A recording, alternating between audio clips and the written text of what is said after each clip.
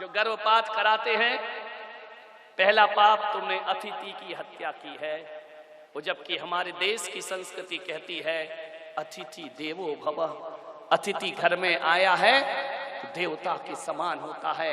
हमारे यहाँ तो लिखा अतिथि संविभाग, यदि भोजन कर रहे हो और कोई अतिथि आ जाए तो आधा भाग अतिथि को भोजन में दे देना चाहिए। ये हमारी संस्कृति है, ये हमारी सभ्यता है। एक बच्चा गर्भ में आया, भाई अतिथि था, एक मेहमान था, उसका सत्कार तो नहीं किया, उसके हत्यारे हो गए थे। सब ध्यान रखिए। दूसरा पाप, तुमने एक गर्भ में पल रहे बच्चे की हत्या नहीं की, बल्कि एक शरणागत के हत्यारे हो तुम। और हमारे देश की संस्कृति ये कहती है कि शरण में यदि शत्रु भी आ जाए, शत्रु का भाई विभीषण भी आ जाए, तो राम उस विभीषण दुश्मन के भाई को भी गले से लगा लिया करते हैं। कैसी रामायण पढ़ते हो आप? आपके घर में एक बच्चा आया है, वह आपकी शरण में आया है, पालनहार ही मारनहार हो गए, बाढ़ ही खेत खाने लगी, कैसी होगी जिंदगी हमारी? विचार करिए। एक शरणागत की हत्या की है तुमने। तीसरा पाप, तुमने दीनहीन अनाथ की हत्या की है। इतने ही तुम्हारे बाजुओं में ताकत थी तो जन्म लेने के बाद मार के दिखाते। एक दीनहीन अनाथ को 3 लोगों ने मिलकर के मार डाला। 3 हत्यारे हैं उसके। वो बच्चा चीख नहीं सकता है, वो बच्चा कानून से अपनी दया की भीख नहीं मांग सकता। वो बच्चा तुम्हें अदालत तक घसीट के, अनाथ है ना वो, गर्भ में है तुम्हारे, वह अपनी जिंदगी की मांग नहीं कर सकता। 3 हत्यारे हैं ये।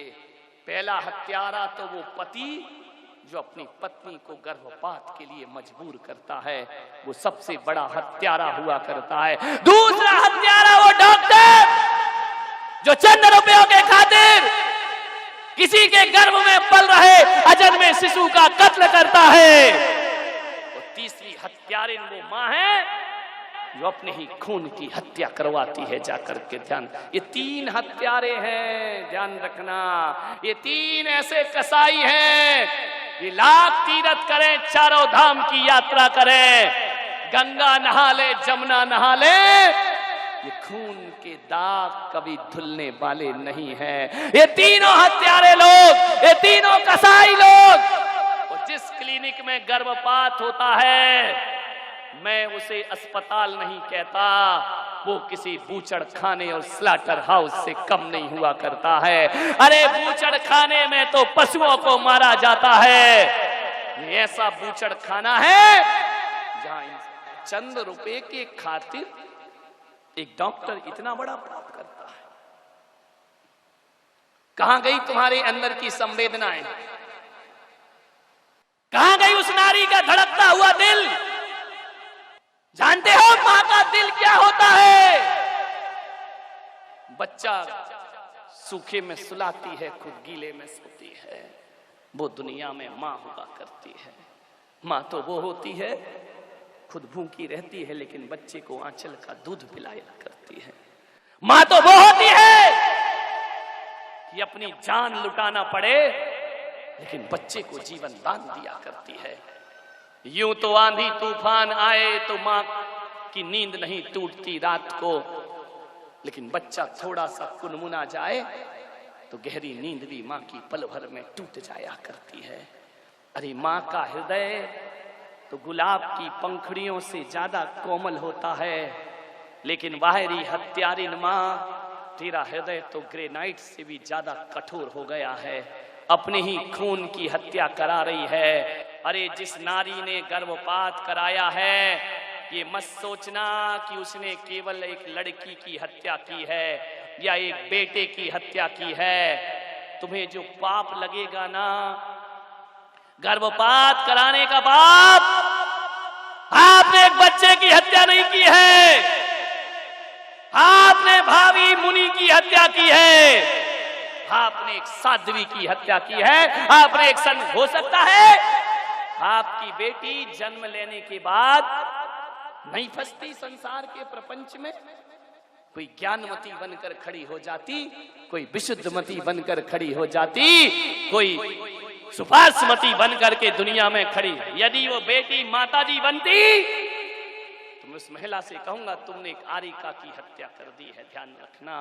यदि वो बेटा संत बन जाता, हो सकता है आपका बेटा घर गृहस्थी में ना फंसता, तो आपने यदि बच्चे का गर्भपात कराया है कि मान करके चलो एक विवेकानंद की तुमने हत्या की है, आने वाले शांति सागर की तुमने हत्या की है, आचार्य कुंद कुंद की तुम हत्यारिन हो, तुम्हें ब्रह्म हत्या का पाप लगेगा, तुम्हें संत हत्या का पाप।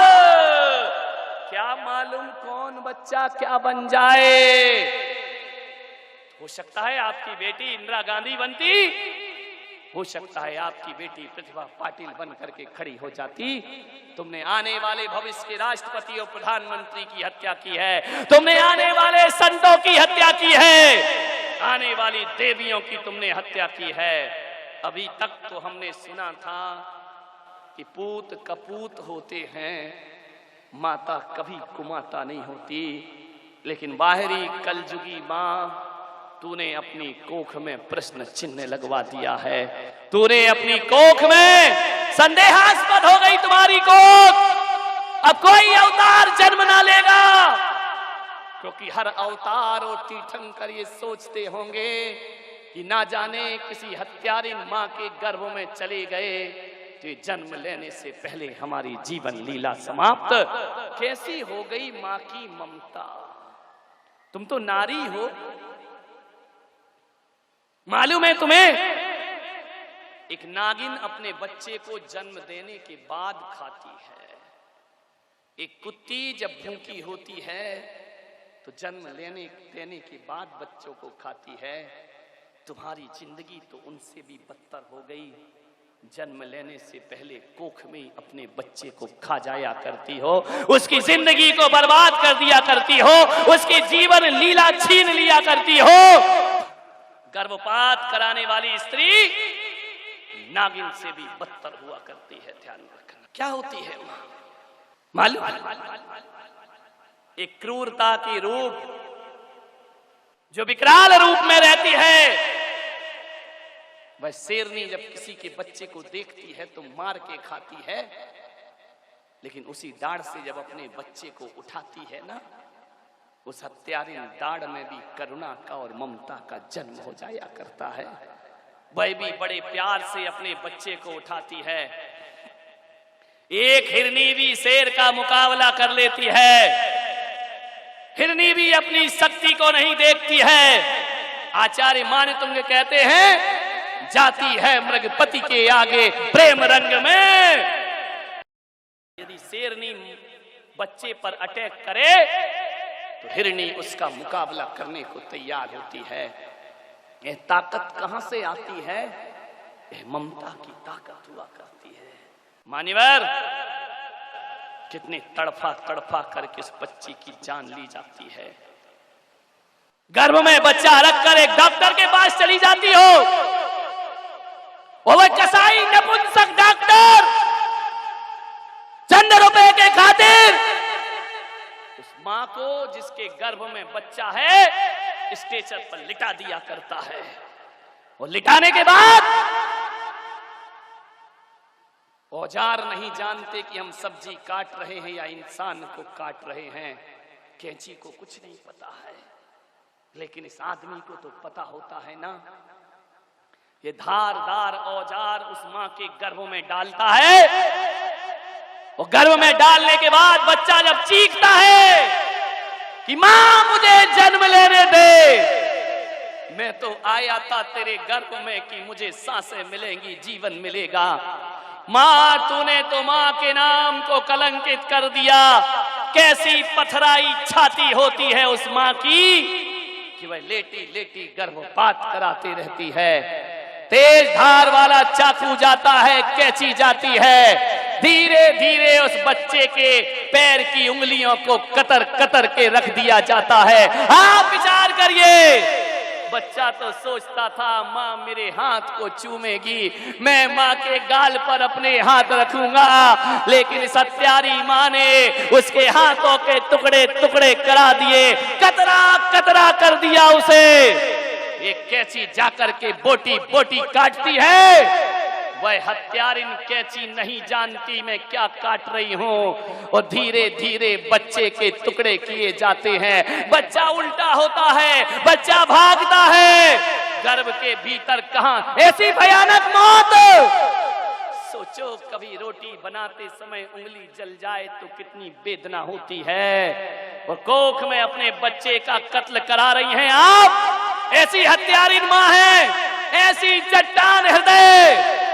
बच्चा उछल रहा है, माँ मुझे केवल जन्म लेने दे, गलती हो गई कि मैं तेरी कोख में आ गया, माँ मुझे पैदा होने दे, दुनिया में आने दे, अरे किसी कचड़े घर में फेंक देना माँ, लेकिन 9 महीने तो मुझे सांसें प्रदान कर दे। कुछ सुनाई नहीं देता उसकी कानों में, उस बच्चे की चीख गर्भ में गूंज जाती है। बच्चे के हाथ पैर लहू लुहान कर दिए, एक छोटी सी हथौड़ी जाती है और बच्चे के सिर को तोड़ती है, टुकड़े टुकड़े हो जाते हैं, उसकी चीख उसी गर्भ में गूंज कर रह जाती है, और एक पाइप के माध्यम से कतरा कतरा होकर ममता की हत्या हो जाया करती है। मान्यवर आपसे निवेदन है, मां तो मां होती है, मां तो वो होती है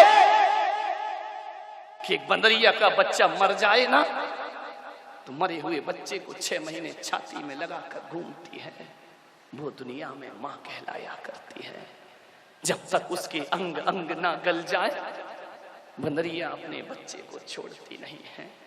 जानवर से भी बदतर तुम्हारी जिंदगी हो गई। विचार करिए आप,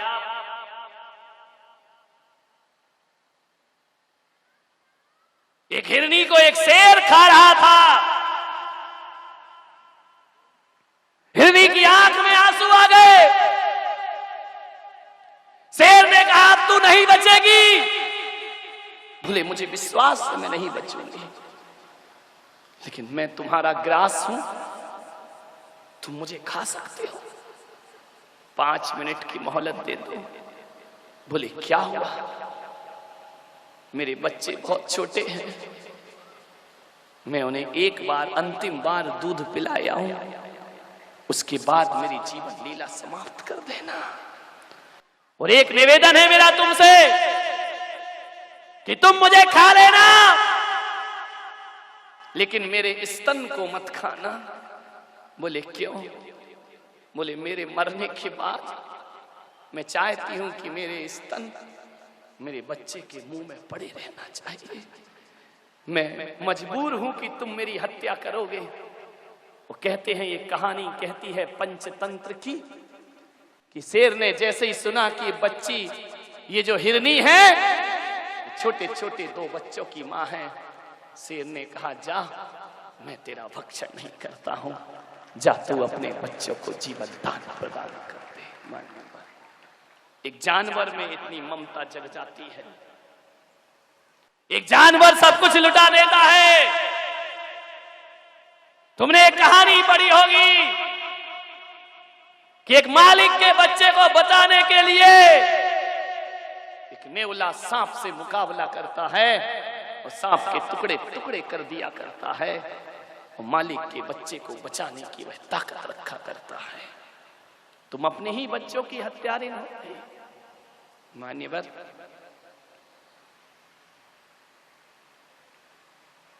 कैसी भी परिस्थिति आ जाए, शास्त्र कहते हैं, आगम कहता है कि जो मां अपने बच्चे का गर्भपात कराती है, वो जो पति अपनी पत्नी को गर्भपात कराने के लिए मजबूर करता है, वो जो निकम्मा डॉक्टर पैसों की खातिर किसी के बच्चे की हत्या करता है, आने वाले 7 जन्म तक ये मां बांझ की पर्याय में जन्म लेती है, और ये डॉक्टर वो पति हिजड़ों की पर्याय में पैदा हुआ करते हैं। दूसरों के बच्चों को देखकर ललचाएंगे, लेकिन तुम्हारी गोद में कभी किलकारियां आने वाली नहीं है, ध्यान रखिए। ऐसा पाप मत करिए, ऐसा अपराध मत करिए अपने जीवन में। मैं माताओं बहनों से निवेदन करूंगा, अनचाही औलाद गर्भ में आ जाए, वो जिसको तुम जन्म देना नहीं चाहती हो, ये संत पुलक सागर तुमसे हाथ जोड़ के निवेदन करता है, केवल 9 महीने थोड़ा सा धैर्य रखिए, उसे केवल जन्म लेने दो। तुमको नहीं पालना कोई बात नहीं, किसी कचड़े घर में डाल देना जाकर के। आज भी मेरा देश इतना पत्थर का नहीं है। तुम अपने बच्चे को जन्म देकर कचड़े घर में फेंकाना मत रखना अपने पास। वो कचड़े घर में ना फेंक सको, किसी अनाथ आश्रम के झूले में डाल देना, और वहां भी ना डाल सको तो मुझ पुलक सागर के दरवाजे पर डाल करके चले जाना, ध्यान रखना। लेकिन किसी बच्चे की हत्या मत करना, किसी का जीवन मत छीनना, मेरे दरवाजे पर डाल जाना, कोई बात नहीं है। मैं तुम्हें अभिशाप नहीं दूंगा, मैं तुम्हें धन्यवाद दूंगा कि तुमने जन्म से पहले उसे मारा नहीं है, ध्यान रखिए। तुम अहिंसक कहलाओगी और पुलक सागर के दरवाजे पर डाल जाना। मैं इस भरी समाज में कोई ना कोई यशोदा खड़ी कर दूंगा, वो तुम्हारे बच्चे को पाल पोस करके बड़ा कर देगी, ध्यान रखिए। आज भी यशोदाओं की कमी नहीं है, लेकिन देवकियों से निवेदन है कि अपने बच्चे की हत्या मत करिए, ध्यान रखिए। उसे जन्म लेने का अवसर दीजिए, कैसी भी परिस्थिति आ जाए। अनचाही औलाद आ गई है, आप महाजन हैं, आप ब्राह्मण हैं, आप जैन हैं, आप क्षत्रिय हैं, आपका कर्म जीवों की रक्षा करना है, जीवों को मारना तुम्हारा धर्म नहीं हुआ करता है।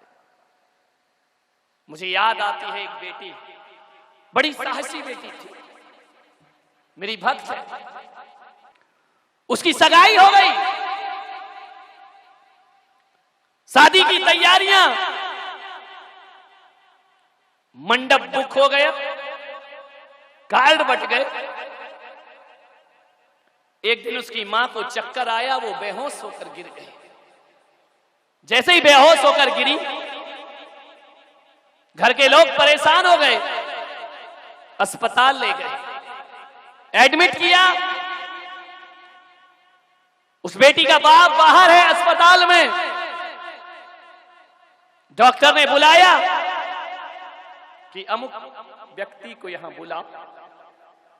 जैसे ही वो व्यक्ति गया, डॉक्टर ने कहा मुबारक हो, आप फिर से पिता बनने वाले हैं। पसीना आ गया माथे पर। उस महिला से कहा कि तुम मां बनने वाली हो। उसने कहा इस अधेड़ उम्र में मां, मेरी बेटी की शादी हो रही है, बेटी बराबरी की हो गई और मैं मां बन रही हूं। डॉक्टर साहब एक बार और जांच करके देखो, आपको गलतफहमी है, मैं इस उम्र में मां कैसे बनूंगी, मेरी बच्ची की तो शादी हो रही है। डॉक्टर ने कहा कि ये सच है कि तुम फिर से मां बनने वाली हो। शर्म से पानी पानी हो गई, घर जाके क्या मुंह दिखाऊंगी। घर पहुंची, सासू को बताया। सासू ने कहा तू पागल हो गई, बच्ची की शादी बारात आने वाली है और तू कह रही है कि मैं मां बनने वाली हूं। क्या करूं अम्मा जी? एक काम कर, एबॉर्शन करा दे बच्चे का, अभी ज्यादा समय नहीं हुआ है, शादी के अभी 6 महीने हैं, गर्भपात करा दे कहीं बाहर जाकर के। जैसे ही उस मां ने सुना, पति ने सुना, पति ने कहा कि अम्मा ठीक कहती है, चल इस बच्चे का एबॉर्शन करा देते हैं। भीतर से आवाज आई, एक तो बुढ़ापे में औलाद हो रही है, गर्भपात जैसा पाप, मैंने तो महाराज का प्रवचन सुना है, मैं कैसे गर्भपात करा सकती हूं। उदास रहने लगी, बीमार रहने लगी। जिस बेटी की शादी थी उस बेटी ने एक दिन मां से पूछा कि मां, ये बता तू कुछ दिन से बड़ी उदास है, जब से तू बेहोश हुई है क्या हो गया है तुझे? उस मां ने कहा कुछ नहीं बेटा। रोने लगी, आंसू बहाने लगी। बेटी ने कहा मम्मी आज तुम्हें बताना पड़ेगा, तुमको तकलीफ किस बात की है? अकेले कमरे में पकड़ के ले गई लड़की को, बोली बेटी मुझे माफ कर, मुझे शर्म आती है तुझे बताने में। बोले हुआ क्या मां? बोले बेटा मुझे कुछ नहीं मालूम, लेकिन आज मैं शर्म से पानी पानी हूं। उस बेटी ने कहा मां तू बता तो तुझे क्या हुआ है? बोले बेटी जब तेरी मां बनने की उम्र है तब मैं मां बन रही हूं। बेटी ने ऊपर से नीचे तक देखा, इस उम्र में मां, बस यही तो तकलीफ है बेटा। क्या सोचा? बोले तेरी दादी कहती है कि गर्भपात कर दो, तेरे पापा कहते हैं अबॉर्शन करा दीजिए इसका, तो मां तू क्या करेगी? बोले महाराज की आवाज मेरे कान में गूंजती है कि हत्यारे मां मत बन। बोल बेटी तू रास्ता दिखा। हर मां अपनी औलाद को रास्ता दिखाती है।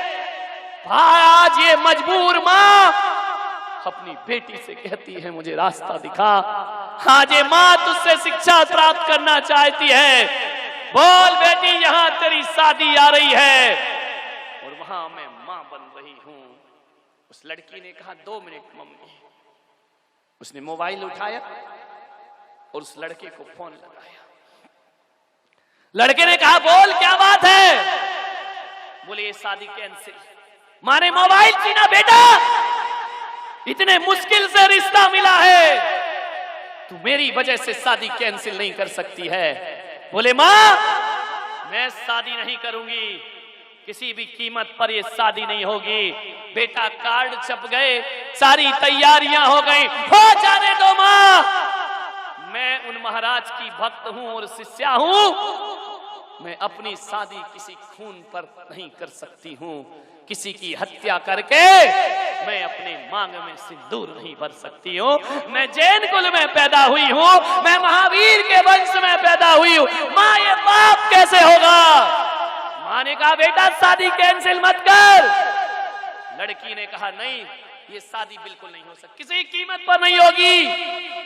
पिता आ गए, दादी आ गई। दादी ने कहा पागल बनती है।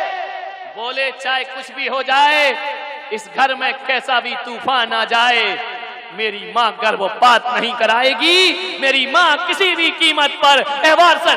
दुनिया के लोग हंसेंगे, मां अभी जन्म देगी तो दुनिया हंसेगी, मार देगी तो तेरी किस्मत तुझ पर हंसेगी, तेरे कर्म तुझ पर हंसेंगे। मां दुनिया क्या कहती है इस पर मत जा, अपना धर्म क्या कहता है इस पर जा, इस पर सोच विचार कर। हम अहिंसक लोग हैं, हम रात्रि में भोजन नहीं करते, हम पानी छान कर पीते हैं। बता मां फिर इस बच्चे की हत्या कैसे करा सकती है? उस लड़की ने कहा मैं तुमसे शादी नहीं करूंगी। लड़के ने कहा बात क्या है? लड़की ने सारी चीज बताई। लड़का बोला पगली मैं भी तो किसी जैन खानदान में पैदा हुआ हूं, तू जब कहेगी तब शादी होगी। अरे लड़कियां तो दुनिया में हजारों मिलती हैं, लेकिन तेरे जैसी लड़की दुनिया में कहीं प्राप्त नहीं हो सकती है। मेरी शादी होगी तो तेरे से होगी। कौन सा बड़ा पाप हो गया है? अरे किसी को जन्म देना पगली पाप नहीं है, किसी का जीवन लेना सबसे बड़ा पाप हुआ करता है। और उस लड़के ने उस लड़की का 2 साल इंतजार किया। ध्यान रखिए, जब तक उसकी मां की कोख से बच्चे का जन्म नहीं हुआ और 1 साल बच्चा बड़ा नहीं हो गया, तब तक दोनों ने शादियां नहीं की। मेरी समाज की बेटियों, यदि माँ बाप गलत रास्ते पर जाएं तो तुम सच्ची बेटी बनने का सौभाग्य प्राप्त करिए। ऐसी सलाह अपने घरों में मत दीजिए, गर्भपात की सलाह मत दीजिए। किन बेटों की चाहत में गर्भपात कराती हो? बेटा कब पड़ोसी बन जाए कुछ नहीं कह सकते। एक मां ने अपनी लड़की का गर्भपात कर दिया, डॉक्टर से पता किया कि मेरी कोख में क्या है, सोनोग्राफी कराई, बोले लड़की है। उसने कहा जितना भी पैसा लगे इसका एबॉर्शन कर दीजिए, मैं इसे जन्म नहीं देना चाहती हूं। बात आई गई हो गई। कुछ दिन बाद उसे बेटा हुआ, बेटे को पढ़ाया लिखाया बड़ा किया। एक दिन दुर्घटना घटी, एक एक्सीडेंट में उस महिला के पति की मौत हो गई। बहुत रोई, विधवा हो गई। ध्यान रखना, अपना ही कर्म लौट करके आता है। उसने सोचा कि मेरा पति तड़प तड़प के मरा है, डॉक्टरों ने उन्हें लिया नहीं, पहले पुलिस केस बनाओ, उसके बाद इलाज होगा। जब तक पुलिस आई पति ने दम तोड़ दिया। उस औरत ने संकल्प किया अपने बेटे को डॉक्टर बनाऊंगी। बुरे दिन आए, गरीबी आई, बेटे ने, मां ने सब कुछ बेच दिया, गहने बेचे, मकान बेचा। जा बेटा तू डॉक्टर बन जा, मेरा एक ही सपना है, जैसा मेरा पति तड़प तड़प के मरा है ऐसा किसी का पति तड़प के ना मरे। कहते हैं बेटा पढ़ लिख कर बहुत बड़ा शहर में डॉक्टर बन गया, मां गांव में रह रही है, सब कुछ बेच करके झाड़ू पोछा करती और एक सपना देखती कि मेरा बेटा जिस दिन डॉक्टर बन जाएगा ये बुरे दिन मेरे खत्म हो जाएंगे हमेशा को। एक दिन डॉक्टर बन गया, बेटे ने मां की सुध ना ली, शहर की हवा लग गई। एक दिन बहुत बीमार पड़ी, गांव के लोगों ने कहा कि मां तेरा बेटा डॉक्टर है, जाकर इलाज करा। उसने कहा मेरा बेटा शहर में कहां रहता है, एड्रेस मुझे नहीं मालूम है। एक मां को बेटे का पता नहीं। गांव के लोगों ने कहा बहुत बड़ा डॉक्टर है, किसी को भी पूछेगी हर कोई पहुंचा देगा। अच्छा, मेरे पास जाने के लिए पैसा नहीं है। सोचो, जिस बेटे के लिए बेटियों की हत्या करती हो उस मां के पास शहर जाने का पैसा नहीं है और बेटा बहुत बड़ा डॉक्टर है। मान्यवर, इसे कहानी मत समझना, ये घटना कभी भी तुम्हारे घर में घट सकती है, ध्यान रखिए। गांव के लोगों ने चंदा चिट्ठा इकट्ठा किया, ले मां तू शहर चले जा। जैसे ही शहर पहुंची, रेलवे स्टेशन पर उतरी, प्लेटफार्म से बाहर गई, ऑटो रिक्शे वाले को बोली इस डॉक्टर को जानते हो?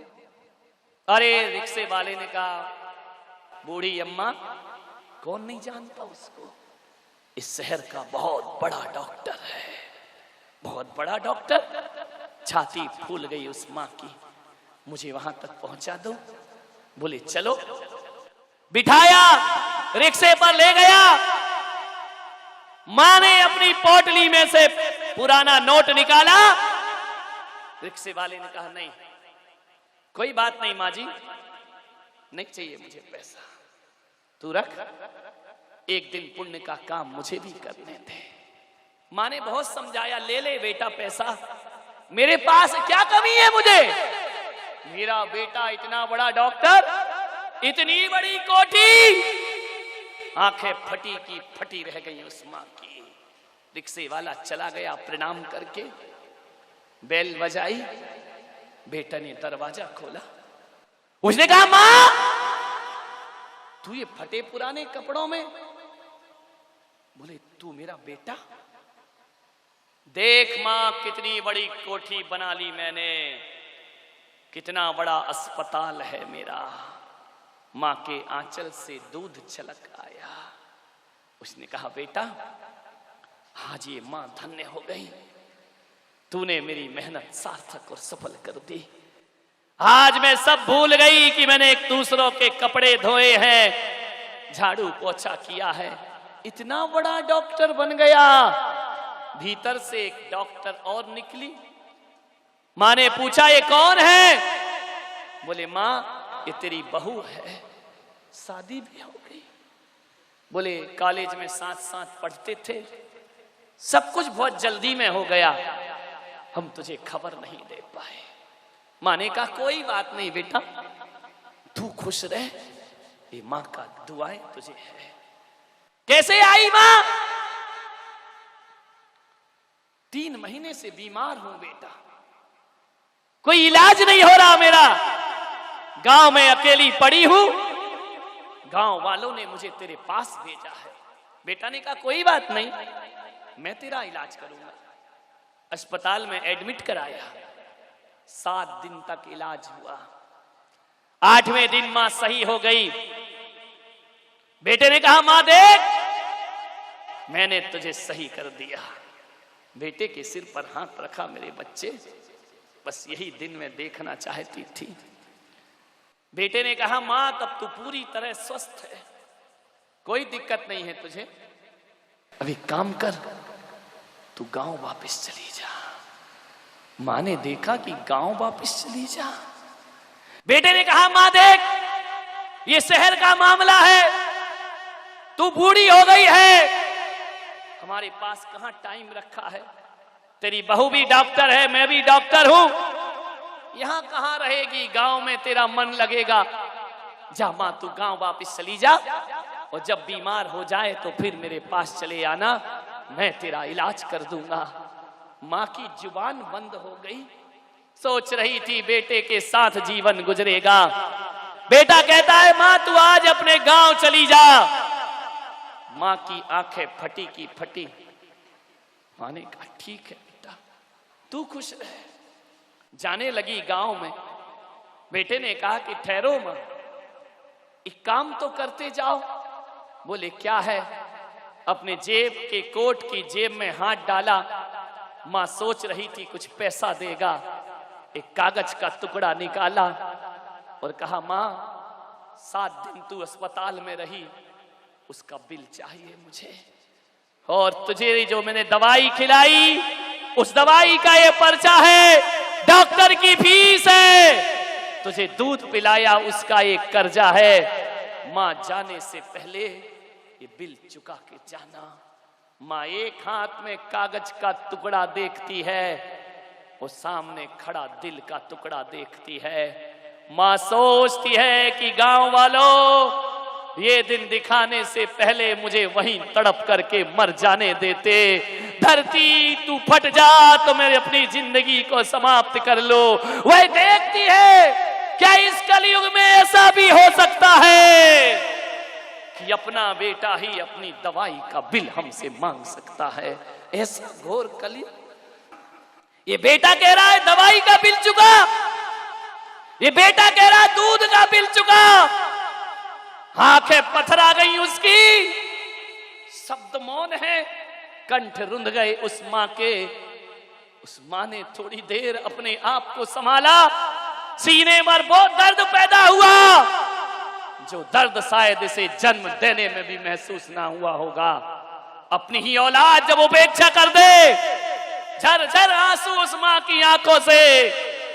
उस मां ने छाती में ढांढस बांधते हुए कहा बेटा, जो मां तुझे पढ़ा लिखा कर डॉक्टर बना सकती है, इस मां में इतनी ताकत है कि तेरा बिल भी चुका सकती है। ध्यान रख, एक बात याद रख बेटा, कुछ दिन की मोहलत दे दे, मेहनत मजदूरी करके मैं तुझे वचन देती हूं कि जब तक तेरा बिल ना चुका दूंगी इस तन से सांस नहीं छोड़ूंगी। ध्यान रख, मैं तेरी मां हूं और तूने बिल मांगा है तो जरूर बिल चुकाऊंगी। बाहरे नपुंसक औलाद, अपने माँ बाप से दवाइयों का बिल मांगते हो, शर्म आना चाहिए तुमको। अपनी माँ से कहते हो कि हमने दूध पिलाया उसका बिल दे दे, हमने फल फ्रूट्स खिलाए उसका बिल दे दे। धन्य थी वो देवी माँ। अरे माँ यदि अपने बेटे से कह देती कि बेटा तूने तो 7 दिन अस्पताल में रखा, मैंने 9 महीने कोख में रखा, उस बात का मुझे बिल चाहिए। है किसी औलाद के पास इतनी दौलत, तूने मुझे 1 गिलास गाय का दूध पिलाया, लेकिन मैंने तुझे आंचल का दूध पिलाया, उसका बिल चाहिए। मैंने तेरे गंदे कपड़े साफ किए, उस बात का मुझे बिल चाहिए। और माँ यदि कह देती कि मैंने तेरे लिए अपनी रातों की नींद कुर्बान की है, मुझे उन रातों का बिल चाहिए। बोलिए, मैंने तेरे लिए कितने दिन भूखी रहकर गुजारे हैं, उस एक एक रोटी का मुझे बिल चाहिए। तो हिंदुस्तान के नौजवानों, मैं आपसे कहता हूं, कितनी भी दौलत कमा लेना, बाजार में गाय का दूध मिलेगा, भैंस का दूध मिलेगा, लेकिन बाजार में मां का दूध नहीं बिका करता है। ध्यान रखिए, कितनी भी दौलत कमा लीजिए, अरे किसी के खजाने में इतनी दौलत नहीं कि मां के दूध का कर्ज उतार सके। एक बात ध्यान रखना, पूरे हिंदुस्तान को भी गिरवी रख दिया जाए तो भी मां के दूध का कर्ज नहीं उतारा जा सकता। मां तो मां होती है, मान्यवर, मां तो वो होती है कि 7 जन्म तक अपनी